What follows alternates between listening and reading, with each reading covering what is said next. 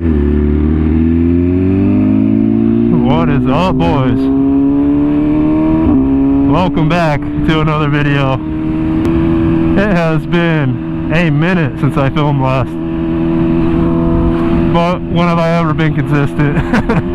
It's just been so cold here in Utah lately. Like, it's finally switching over to winter, and you know, every other day it's like one day it'll be 50 degrees, the next day it'll be 30, next day it's raining, back to 50 degrees, and it's just hard to find the time to get out and film. And the days that it is good weather, you know, I end up having plans and can't go ride anyway. So I will say it is absolutely freezing right now. I think it's like 48 or something right now. It's a little chilly, kind of shivering a little bit, but it's okay, at least we're out.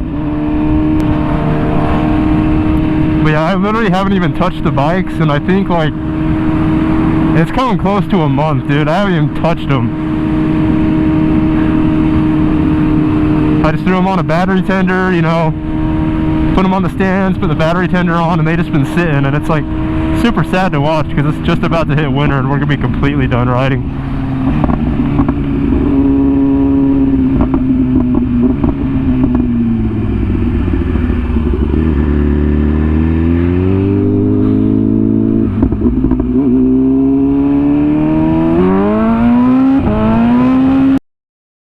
Alright boys, we gotta pause today's video for just a sec so I can tell you about MBT's sale they got going on right now. If you guys have ever wanted to pick up a pair of their pants or their hoodies or anything, or any of their protective gear, now would be the time to do it because they're having their Black Friday sale right now until December 2nd. You can get up to like 40% off all their products, and they also emailed me and let me know that you can stack my code with that as well. So you can get literally like 50% off your whole order with MBT, which is pretty crazy. So if you're ever gonna do it, now is the time. And you know I've always been 100% transparent with you guys, and I would not try to sell you something that I don't use myself or trust to protect myself when riding, just like you guys. I've been rocking their License to Ride 2.0 cargo pants.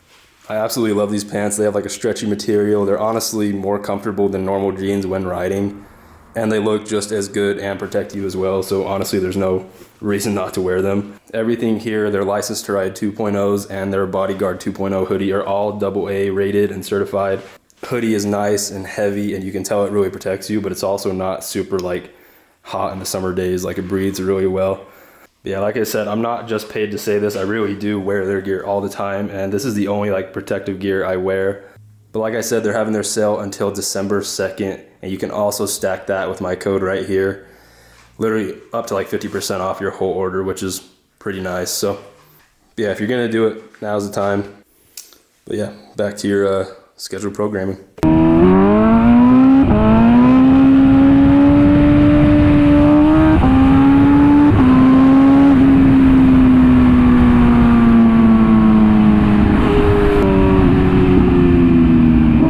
Don't do that.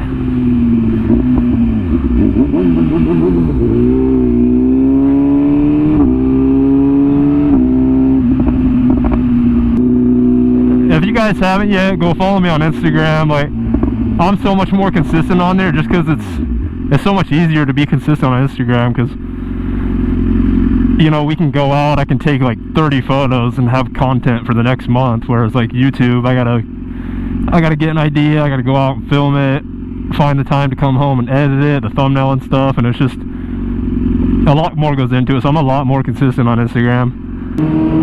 And honestly, I wish it was the other way around. I'd rather be way more consistent on YouTube. Like, I do enjoy Instagram, you know, editing photos and stuff like that, but honestly, Instagram just seems like such a dead-end thing. Like, at what point does it stop? You just keep posting, just getting more likes? Like, I don't know, it seems kind of pointless. I still enjoy it and I'll still do it, but I think YouTube has just like so much more potential for like growth and stuff like that. I don't know.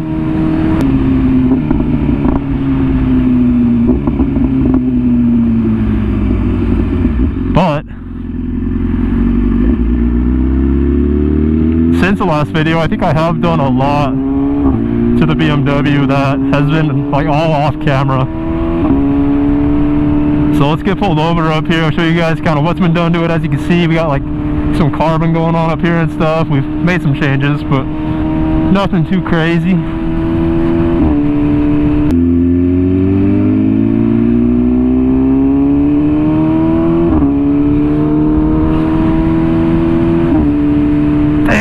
cold, dude. I'm shaking.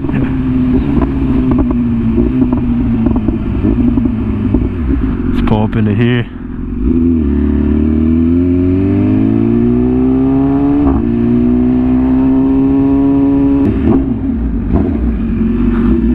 Actually, I better not do that. I don't want to get kicked out just yet. This will work. This'll be aight, you know what I mean? Dang, we fumbled the ball, bro.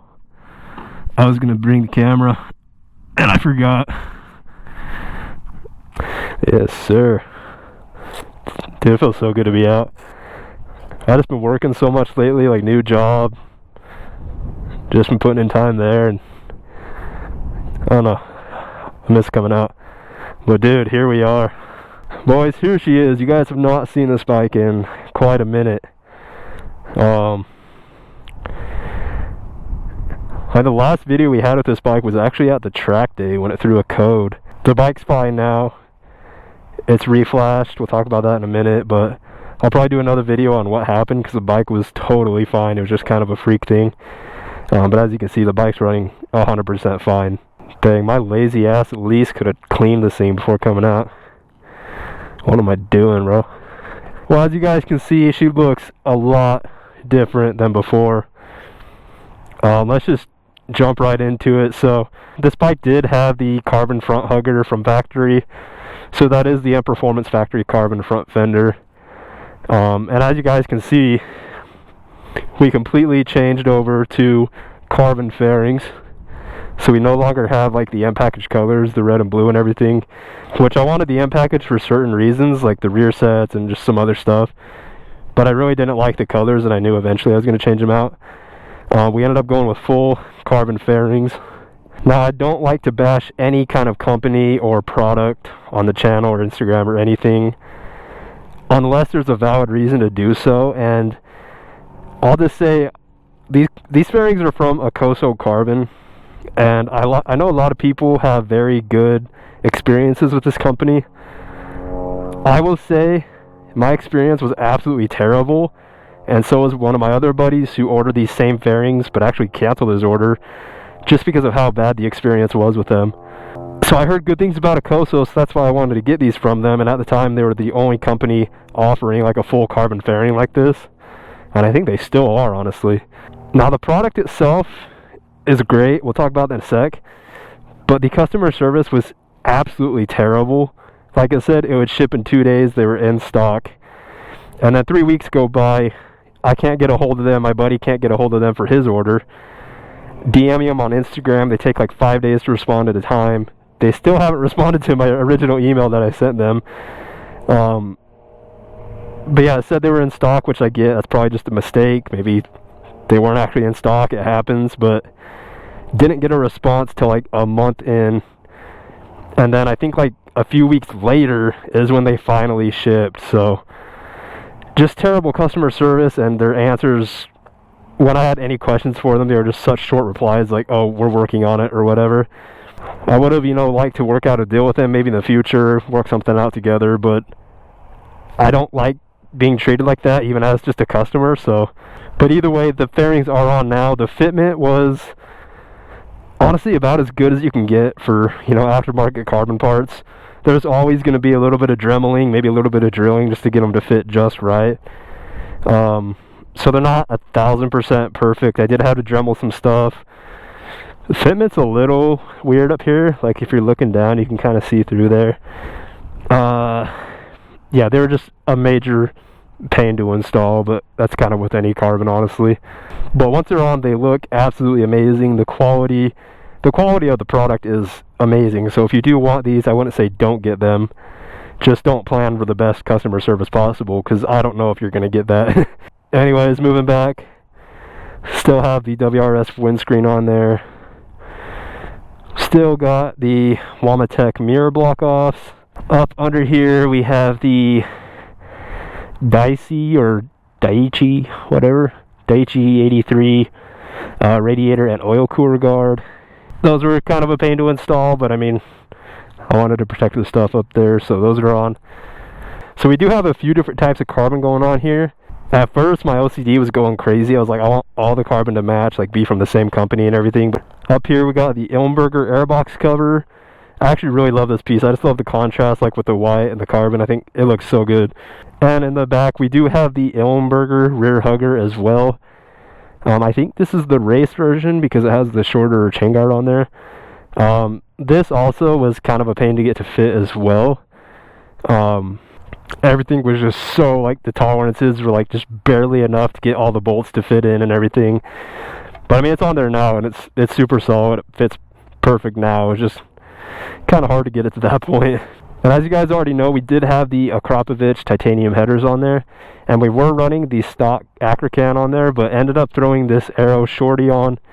In my opinion, I think it looks the best out of all the shorties. I mean, pretty much all of them are going to sound the same. Got the carbon plate on there. You can see just how much carbon we got going on now. I love it.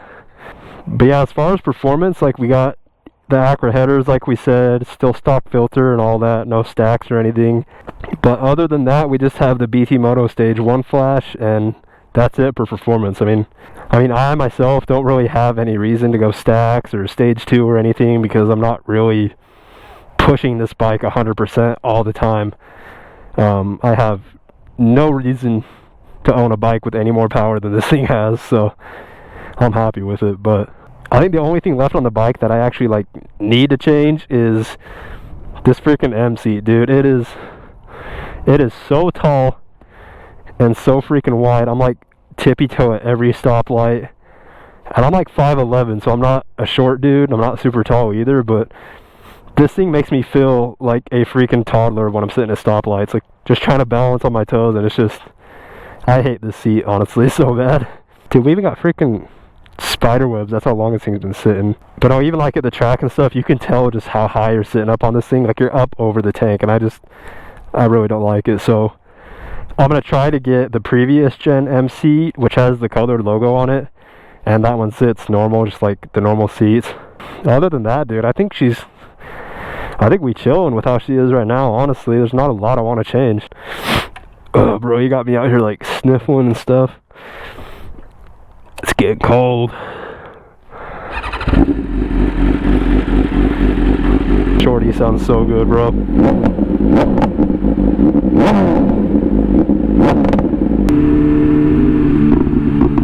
The freaking burbles on this sound so aggressive now.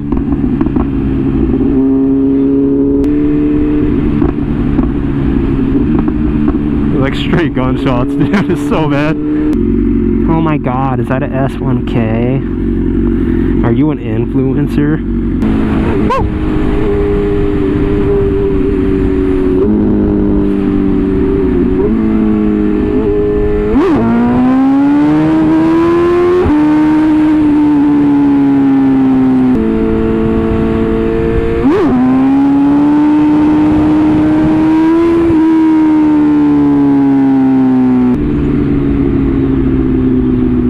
GoPro fell down. This freaking GoPro keeps tilting down.